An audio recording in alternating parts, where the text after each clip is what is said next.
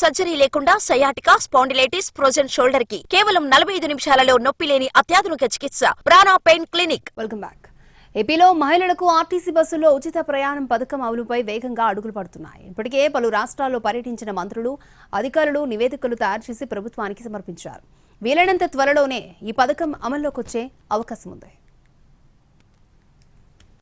ఆంధ్రప్రదేశ్లో మహిళలకు ఆర్టీసీ బస్సుల్లో ఉచిత ప్రయాణంపై ప్రభుత్వం కసరత్తు చేస్తోంది.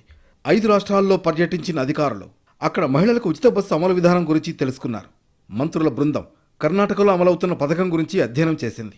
అంతకంటే మెరుగ్గా రాష్ట్రంలో మహిళలకు ఆర్టీసీ బస్సుల్లో ఉచిత ప్రయాణ పథకం అమలు చేయడానికి ప్రణాళికలు సిద్ధం చేస్తోంది సర్కార్.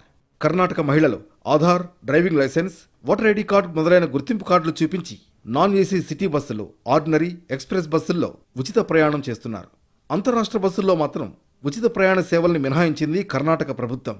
అదనపు వ్యయం లేకుండా 17,000 ట్రిప్పులను నడిపిస్తున్నారు. తగిన ఆదాయం లేని అంతరాష్ట్ర సర్వీసులను రద్దు చేసి అవసరమైన రూట్లలో అధిక సర్వీసులు ఏర్పాటు చేశారు కేఎస్ఆర్టీసీ అధికారులు. కర్ణాటకలో మహిళా ప్రయాణికులను మర్యాదగా ఆన్ బోర్డింగ్ చేయడానికి ప్రత్యేకమైన సిబ్బందిని వినియోగిస్తున్నారు. 3,000 మంది డ్రైవర్లను మ్యాన్ పవర్ ఏజెన్సీ కాంట్రాక్ట్ ద్వారా నియమించారు. ప్రయాణికుల సంఖ్య 23% పైగా పెరిగింది. 17% పైగా ఆదాయం సమకూరింది.